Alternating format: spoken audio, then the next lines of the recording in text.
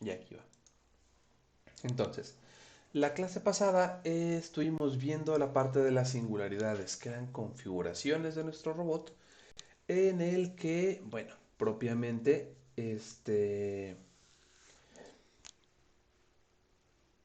digamos que había como fallos en la Matrix, ¿no? Había formas en las que pareciera que nuestras articulaciones se estaban moviendo, pero el efector no tenía un movimiento, no efectuaba ningún movimiento. Las articulaciones se movían, pero el efector no. Y entonces definimos esto como una singularidad, configuraciones en las que la libertad, o bueno, los grados de libertad tal cual, los grados de libertad de nuestro robot se veían disminuidos del máximo. Y a eso le llamamos singularidades. Y vimos que, por ejemplo, para el manipulador de codo, teníamos dos variantes de singularidades. Cuando las articulaciones estaban alineadas entre sí o estaban a 180 grados, que ambas son como configuraciones en las que si tú giras, este, si tú giras una de las articulaciones, aparentemente el efector no gira. Pero bueno, vimos también esta parte en la que también puede existir otra configuración en la que se pudieran contrarrestar lo- las, los ángulos o las rotaciones de dos articulaciones que pudieran resultar en un no movimiento. Pero bueno, vimos esta parte, vimos las singulares de una muñeca esférica, que vimos que fueron las primeras que dedujimos de manera teórica. Pero bueno, ya que tenemos todo esto, hoy lo que toca ver es empezar a ver las razones por las que ocurre el movimiento. Y entonces vamos a ver que cuando ustedes tengan un robot, en general vamos a tener que cualquier fuerza que se aplique sobre el efector va a ir generando una especie de torca sobre todas las demás articulaciones. Y esto es bastante obvio, ¿no? En el sentido de que, vámonos para acá, no se preocupen, no se me asusten, nada más voy a pasar aquí rápido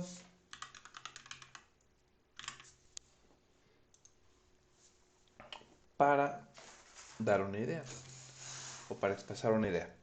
Entonces, ¿a qué me refiero con esto? En general, ustedes van a tener su basita de su robot que va a estar bien fija. Y entonces a partir de aquí, para un caso muy sencillo, pues bueno, a lo mejor pudieran tener un robot que a lo mejor tiene acá una articulación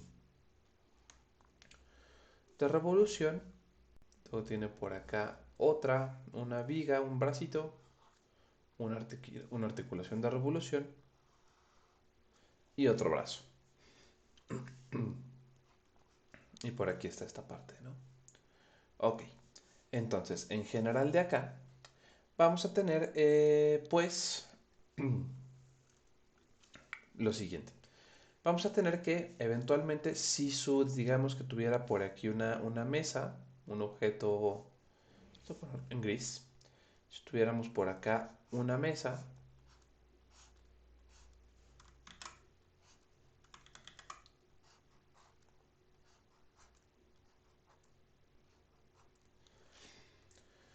al momento en el que nuestro efector chocara contra la mesa, entonces el efector estaría recibiendo una fuerza que estaría en esta dirección al chocar con la mesa.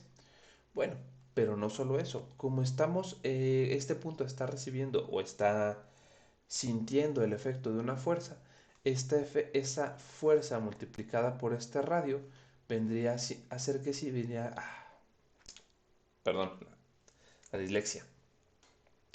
Esa fuerza provocaría una torca sobre este enlace, sobre el enlace 2, digamos, sobre esta articulación, de tal manera que R cruz F me estaría dando una torca en la dirección que sale de la pantalla. Entonces, digamos que estaría hacia afuera. Es que no sé cómo plantearlo así, pero bueno. Tendríamos una torca con una dirección hacia afuera de la pantalla, donde la torca esta cosa estaría sufriendo una torca hacia afuera. ¿Cómo lo pongo que se entienda? Hacia afuera tendríamos una torca igual a R cruz F. Y claramente la torca que genere la torca que se sienta sobre esta articulación 2 también eventualmente terminaría por afectar a la articulación 1. Y entonces para sistemas más complicados o de más pies o de más fuerza o de más articulaciones o de más fuerzas, habría que ver en qué momento las fuerzas generan esfuerzos o torcas lo suficientemente intensas o con suficiente magnitud para crear una deformación en el robot, para romper el robot o para inclusive el diseño del mismo robot. Pensar en términos de qué tantos esfuerzos o cuáles son las fuerzas con las cuales debe de competir la resistencia del brazo para pensar de qué materiales es conveniente hacerlo. Inclusive para un brazo en el que tengas exclusivamente un brazo que tenga que levantar una carga, pues entonces esa carga también va a efectuar una fuerza sobre el efector y esa fuerza va a provocar deformaciones en las articulaciones prismáticas y torcas en las articulaciones de revolución. Pero bueno, eso es a lo que me refiero con esta parte de acá. En general, cuando nuestro manipulador actúe con el ambiente, va a generar fuerzas y momentos en el efector y eso va a conllevar a que tengamos también torcas en las articulaciones. Y entonces vamos a definir un vector de fuerzas en el efector en el que lo vamos a poner de esta manera. Voy a tener la fuerza total en X, en Y y en Z que siente el efector y los momentos de torsión NX, NY, NZ que pueda sentir mi efector. Ok, tomando en cuenta que yo tengo o que yo puedo conocer este vector de fuerzas y momentos directamente sobre el efector, vamos a definir un vector tau. Este vector tau va a venir siendo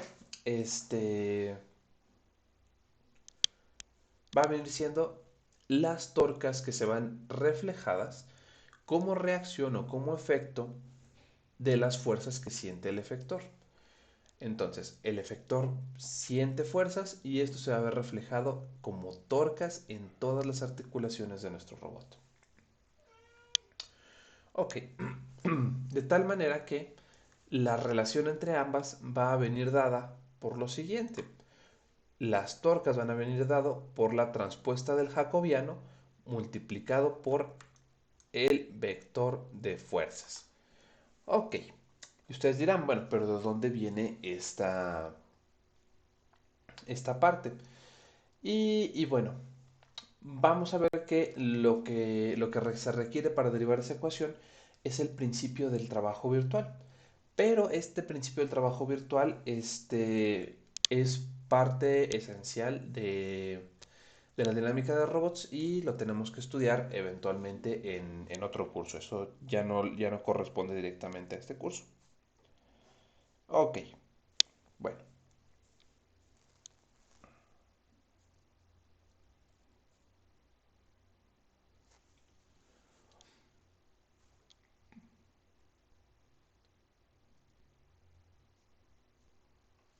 Entonces, por ahorita le vamos a dar una justificación informal, pero que sea suficiente como para ver de dónde salen estas cosas, ¿no? Vamos a definir unas cosas que se van a llamar desplazamientos infinitesimales virtuales. Vamos a definir primero lo que es un desplazamiento virtual, que son desplazamientos que sean compatibles con las restricciones del sistema. En este caso, tendríamos que, para este robot, tendríamos que una restricción que tiene que obedecer es que el movimiento del efector, vamos a ponerlo acá, que tenemos una restricción, y dicha restricción no es otra cosa que el hecho el hecho de que las articulaciones son de revolución y entonces esto hace que el efector Si yo definiera mi marco de referencia, digamos que lo pusiera de esta manera, lo pusiera un marco aquí, un marco inicial, donde aquí es X, este es Y y este es Z, bueno, entonces el efector debe moverse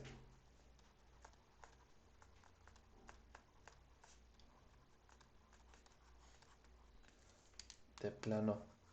Qué letra más fea. Voy a hacerlo un poquito mejor, creo que puedo. Entonces es claro que el efector debe moverse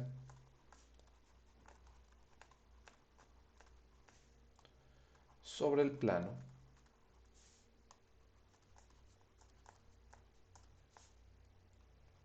YZ, porque claramente ninguna articulación le permite moverse, bueno, como las he planteado acá, ninguna articulación le permite salir del plano YZ, nada más la primera articulación le permite moverse en este rango de posiciones y la segunda sobre este rango, pero no hay nada más al respecto. Entonces el movimiento del efector va a quedar restringido al plano YZ. Bueno, entonces el set o el conjunto de movimientos virtuales o desplazamientos, perdón, el conjunto de desplazamientos virtuales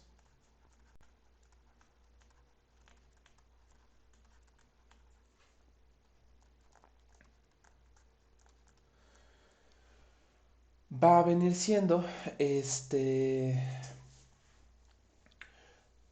todos los desplazamientos que sean consistentes con estas restricciones. Es decir, todos los movimientos que se puedan hacer y que cumplan la restricción van a ser considerados los desplazamientos virtuales si cumplen o satisfacen, que es, les digo, es que tengo la mala maña de escribir como Nomo, si cumplen la restricción. Que la restricción puede ser de diferentes maneras, ¿no? Si el efector también estuviera directamente ya pegado sobre la mesa, pues bueno, tendría que estar restringido a que los movimientos tendrían que ser tangentes o los desplazamientos y las velocidades tendrían que ser tangentes a la mesa. Si estuviéramos trabajando a lo mejor con otro efector que a lo mejor estuviera rozando o estuviera pegando con una pared, bueno, entonces los desplazamientos de esta cosa, los desplazamientos virtuales van a ser todos los que estén sobre la pared y van a ser, los desplazamientos van a tener que ser tangentes a la pared y esa va a ser la característica que defina nuestros desplazamientos virtuales. Ok, y entonces vamos a verlo de la siguiente manera. Vamos a definir un delta X que va a ser un desplazamiento en el espacio de trabajo que cumple con las restricciones y un delta Q como un desplazamiento en el espacio de las articulaciones que también cumple con estas restricciones. Véanlo de la siguiente manera. Tenemos nosotros nuestro robot. Tenemos por acá esta chiva. Y entonces tienen a lo mejor por aquí un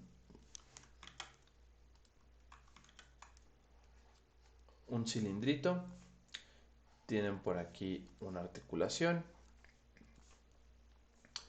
Y ok, y entonces vamos a poner lo que está, digamos, de esta manera. Aquí está su efector. Y la restricción va a ser que aquí está pegada una pared. Aquí está un muro y mi efector tiene que estar pegado a este muro. Porque tiene que pintar a lo mejor esa pared. Ok, pues entonces vamos a ver que los desplazamientos virtuales, entonces los delta X, van a ser todos aquellos que estén sobre esta región. Pero esos delta X van a ser el set de movimientos pegados a la pared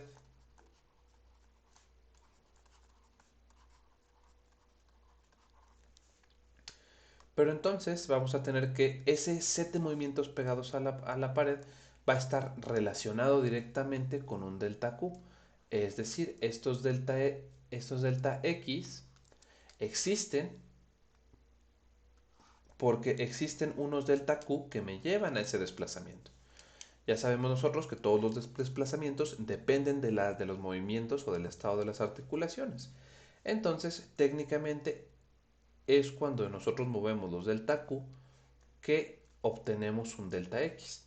Para obtener ese delta X que es un movimiento virtual y que cumple con todas las restricciones, necesitamos que claramente exista unos movimientos válidos o correctos de nuestro delta Q. Este va a ser el set de estados, o de, pues sí, el set de estados de las articulaciones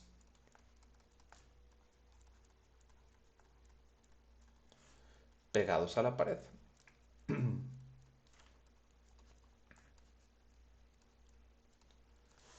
Y entonces, acá va. Entonces, si ya sabemos que el desplazamiento generado por el movimiento de las articulaciones está dado por el jacobiano.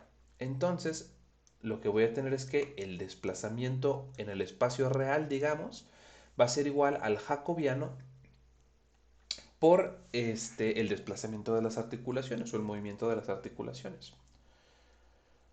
Ok. Cuando tengamos esto, luego voy a definir un trabajo virtual, que son el trabajo es meramente la fuerza por la distancia, menos una, perdón, la fuerza por la distancia, no es como igual directamente la definición de trabajo.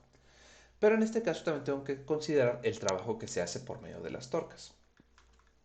Entonces, vamos a definir estos trabajos virtuales, que son trabajos que son compatibles con las restricciones del sistema, como un delta W igual a el vector de fuerzas transpuesto por el desplazamiento virtual menos la torca transpuesta por el vector de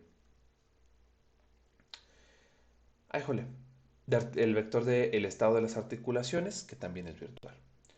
Ok, si se fijan, esto de acá podemos compartir este término de acá arriba. Ahí va. Entonces, vamos a hacer el despeje de este lado y acá va. Entonces, sea este trabajo virtual de W, lo definimos como la fuerza por la distancia. Para hacer la fuerza por la distancia, en formato matricial, el producto punto se hace directamente así, con como que no me gustó este delta. Tiene que quedar la pancita como más acá. Delta X menos la torca transpuesta por el delta Q. Pero hay que recordar que nuestro desplazamiento virtual es igual a el jacobiano por el desplazamiento de las articulaciones. Entonces esto me quedaría la fuerza transpuesta por el delta X, que es J por delta Q, menos, déjame ver acá, menos la torca transpuesta. Todo esto por... perdón. Es esto por delta X, que es J delta Q, menos la torca transpuesta por delta Q. Lo único que hice fue sustituir esta ecuación de aquí acá. Y entonces esto de acá nos queda como la fuerza, vemos que tienen un factor común, que es este desplazamiento de las articulaciones. Y entonces podemos ver que entonces el trabajo yo lo puedo poner como un Ft por el jacobiano menos la torca transpuesta por el desplazamiento de las articulaciones, el desplazamiento virtual de las articulaciones. Y entonces vamos a ver que, nada más que eso eventualmente les toca en otro curso, el principio de trabajo virtual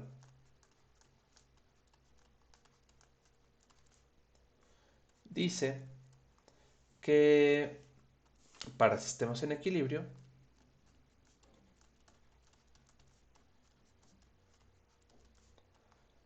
delta W es igual a cero. Asumiendo que nuestro robot está en equilibrio, que no está moviéndose en ninguna dirección o que de alguna manera existen fuerzas que actúan sobre él, pero existen las mismas fuerzas que contrarrestan el movimiento. Es decir, la suma neta de fuerzas sobre el cuerpo es igual a cero. Eso es lo que significa que un cuerpo está en equilibrio. Entonces, esto implicaría que...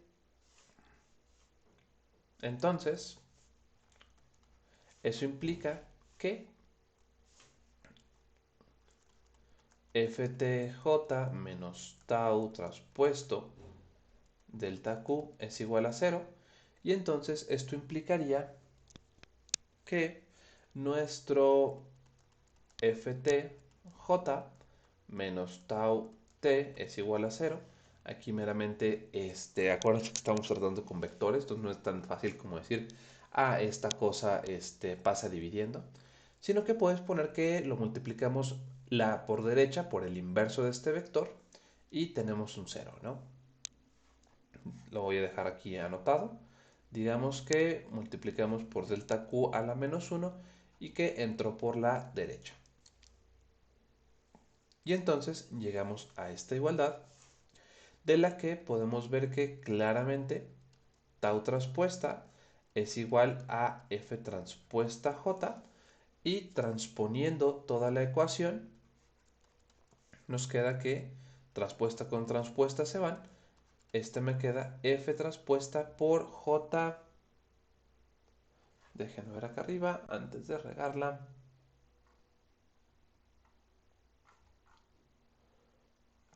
Ya. Acuérdense que cuando transponemos un producto de matrices, las matrices cambian de orden. Esta cambia de este lado. Voy a ponerlo acá. Digamos... No, pues sí, es que sí lo tengo que poner así. AB transpuesto es lo mismo que B transpuesto A transpuesto. Al transponer estas dos cosas, me quedarían F transpuesto J transpuesto. Esto me quedaría J transpuesto por F transpuesto transpuesto. Y esto es J transpuesto por F. Y entonces esto nos queda tau, que sería igual a J transpuesto por F, que es la ecuación que tenemos acá. Entonces es meramente la deducción de esa ecuación para después poderla aplicar. Entonces vamos a hacer un ejemplo rápido de esta cosa. Tenemos un desplazamiento plano de dos articulaciones en pantalla y queremos averiguar o queremos ver cómo se va a comportar o cuáles van a ser las torcas generadas por la fuerza que está siendo aplicada en esta punta, digamos en la pinza de nuestro, en el efector de nuestro manipulador plano. Vamos a ver entonces cuáles son las torcas que van a sufrir las articulaciones. Entonces ahí va. En general, yo ya sé que las torcas van a estar definidas o van a estar dadas por esta fórmula por esta fórmula que ya dedujimos, donde claramente las torcas va a ser un vector. Vamos a ponerlo por acá, ya estamos resolviendo el ejemplo. El vector t va a ser igual a un vector que va a ser, digamos, torca 1, torca 2, hasta torca n, donde o tal que n es igual a el número de articulaciones en el robot.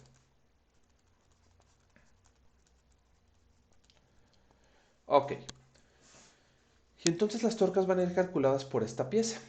Nosotros en una sección anterior, en una diapositiva anterior, ya habíamos calculado este jacobiano. Aquí está. Derivamos el jacobiano de esta cosa y vimos que era esta forma. Entonces me la voy a robar.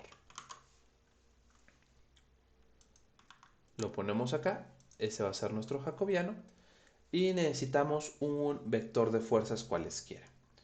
Y entonces vamos a necesitar es una fuerza arbitraria. No sé exactamente qué fuerza le esté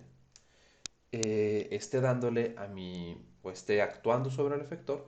Entonces no me queda más que definir nuestro vector de fuerza como un vector de 6 componentes. Un vector de lo que viniera siendo fuerza en X, fuerza en Y, fuerza en Z, momento en X, momento en Y, momento en Z. Ese va a ser nuestro F. Y entonces, vulgarmente, tendríamos que tau sería igual a el jacobiano transpuesto por F, déjenme ver si que no me equivoqué, sí, jacobiano transpuesto por F, y entonces tendríamos que transponer este jacobiano de acá. ¿Cómo vamos a transponer ese jacobiano? Cambiamos renglones por columnas. Entonces, el jacobiano transpuesto vendría siendo, vamos a cambiar este renglón, lo vamos a transformar a columna, y vamos a ir haciendo lo mismo, ¿no? Vamos a ir cambiando, digamos, de lugar el renglón con la columna. Entonces, el primer elemento queda igual. Ahora, en vez de tener una matriz de 2 columnas y 6 renglones, vamos a tener una matriz que va a tener 6 columnas y 2 renglones. Entonces, ahí va. Vamos a tener el primer elemento, me queda igual, voy a tener 2 renglones. Digamos que por aquí este va a ser el de separación. Y ahí va. El primer elemento sería A1S1 menos A2S12, luego tendríamos el A1C1 más A2C12, luego sería 0, 0, 0, 0, 0, 0 y el 1. Y en el renglón de abajo tendríamos, déjenme ver, sí, lo que hicimos fue cambiar este por este.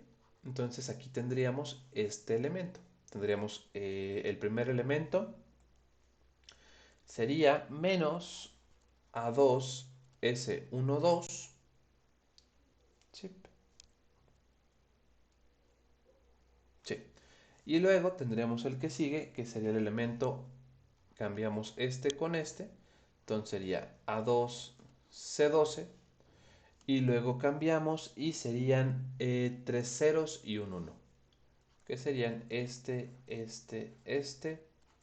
y un 1. Porque básicamente lo que hice fue, como pueden notar, agarrar este renglón, perdón, esta columna, y la acostamos, en vez de estar vertical, ahora está horizontal, y luego movimos este vector, lo moví hacia acá y lo transpuse, es decir, acosté este vector de estar así a estar así en el segundo lugar. Entonces esto nos queda nuestro J transpuesto. Y entonces tendríamos que J transpuesto por F no sería otra cosa que esta matriz, control C, control V, por el vector de esfuerzos que tenemos acá. Y entonces ya nada más es cuestión de hacer la multiplicación.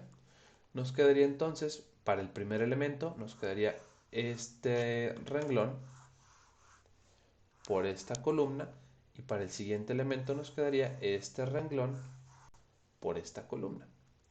Y entonces esto nos quedaría una matriz del siguiente tipo.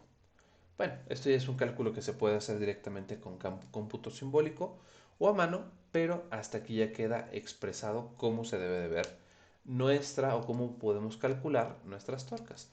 Eventualmente veríamos que el componente, bueno, vamos a ponerlo así, tendríamos que la torca estaría compuesta, en este caso tenemos dos articulaciones, entonces tendríamos torca 1, torca 2, donde o tal que la torca 1 sería igual a el vector rojo, a esto le voy a llamar un B1 y a esto le voy a llamar un B2, y entonces donde la torca 1 sería igual a B1.F y T2 sería igual a B2.F.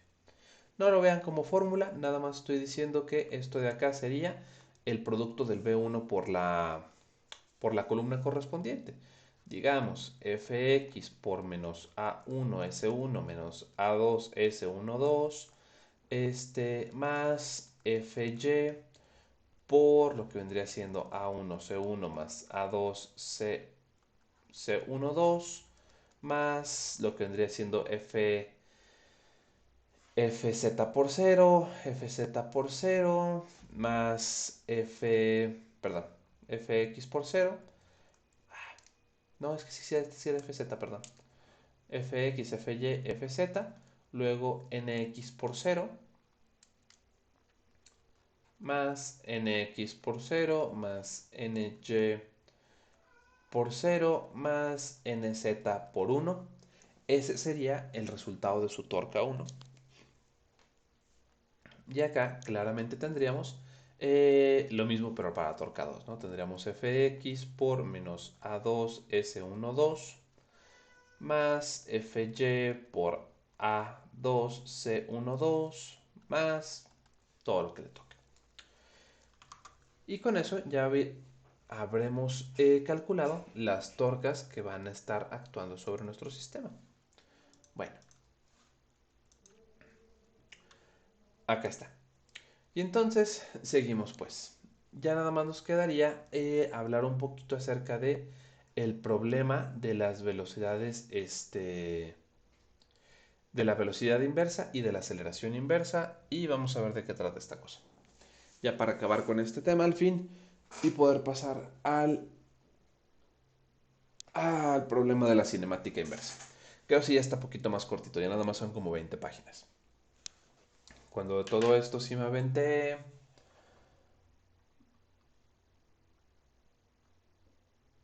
desde las 75 hasta las 129, si fueron como 60 páginas. Lo que hace uno por ustedes, muchachos. Valórenme, valórenme porque me les voy. Bueno, entonces, ¿qué? Sí, vamos a empezar a hablar acerca de las velocidades y las aceleraciones inversas.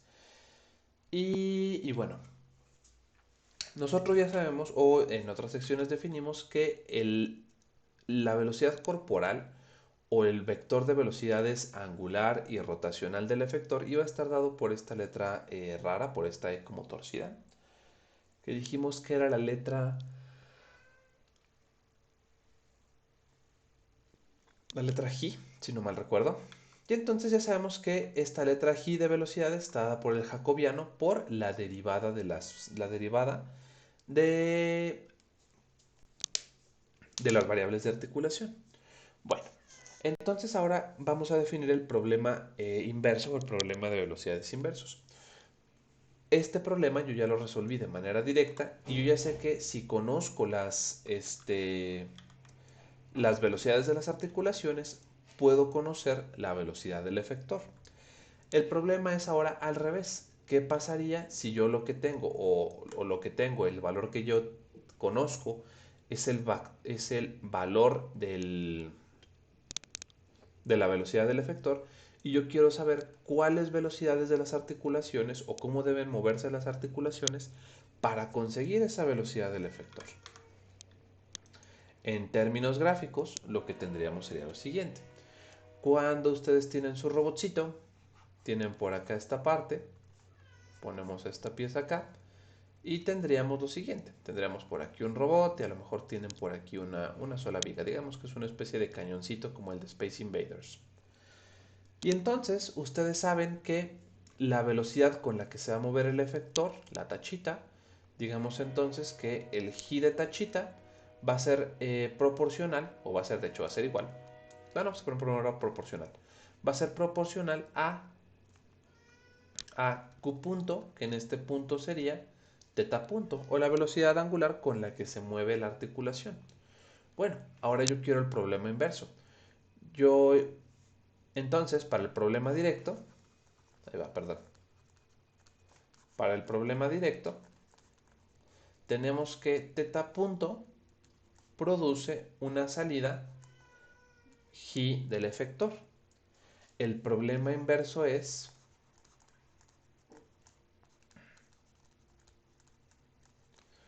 conocemos o queremos un cierto valor de una cierta velocidad del efector, entonces, ¿cómo debe ser Q punto para producir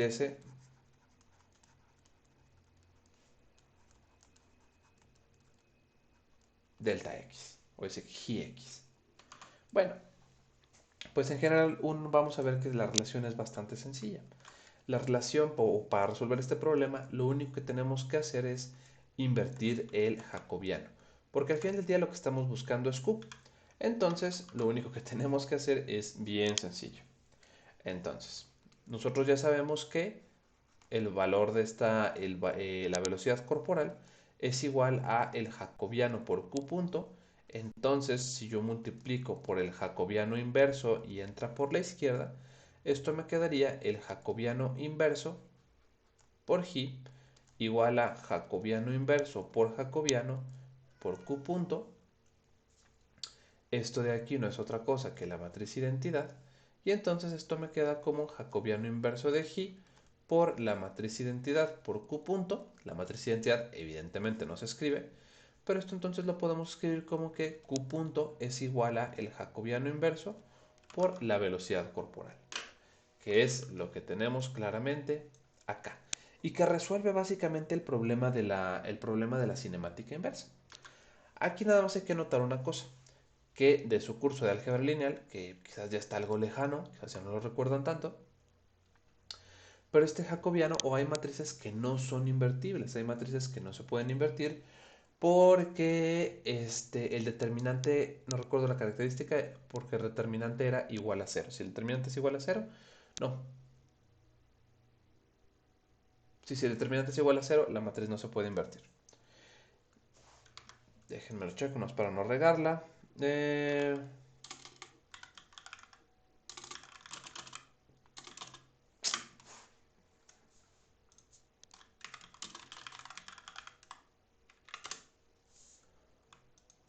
Vamos a ver de este lado.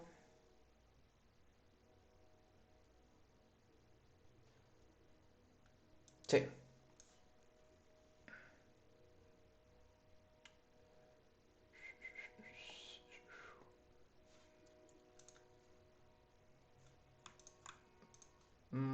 Ajá, abrir el mismo.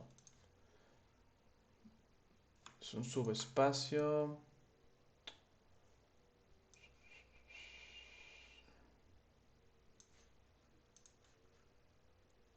Ok, bueno, creo que sí.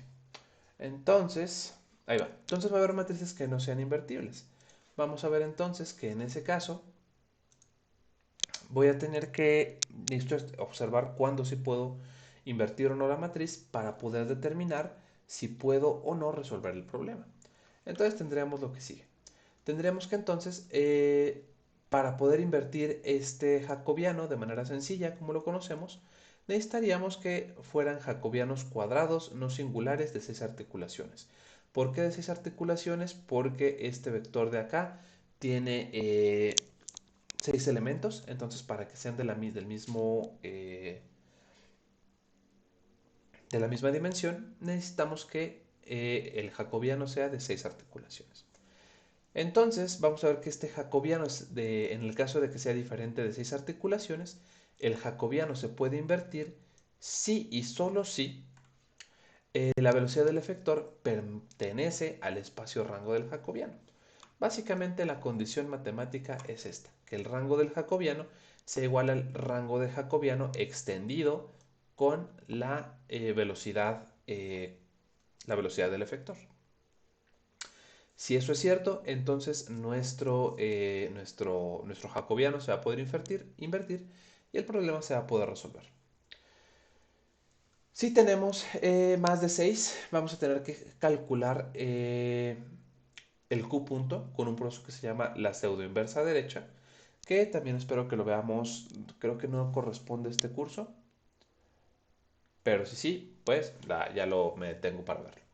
Meramente que sepan que para un caso de más articulaciones, calculamos Q punto con la pseudoinversa y nos va a quedar con esta pseudoinversa derecha del jacobiano por esta parte, que es lo que corresponde al jacobiano normal, más este operador extra por un vector b arbitrario.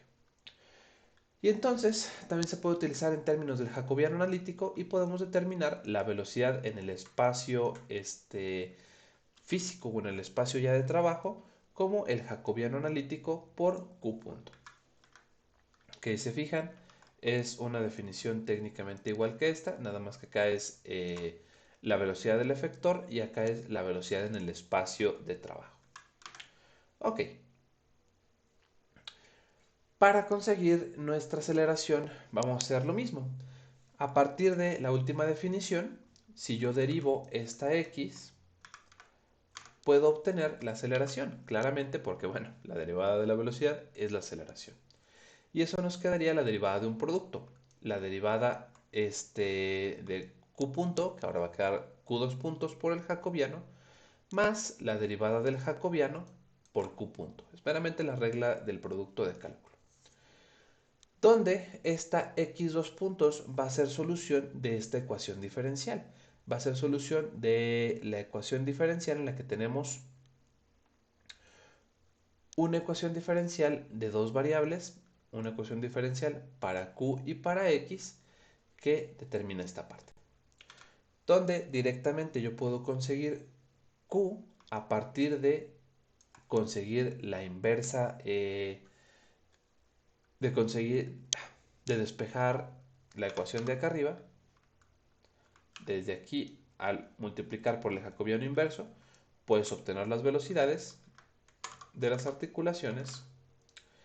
Y luego, ya con esto de aquí, lo puedes sustituir en esta parte de acá, en esta ecuación diferencial, para obtener esta pieza de acá.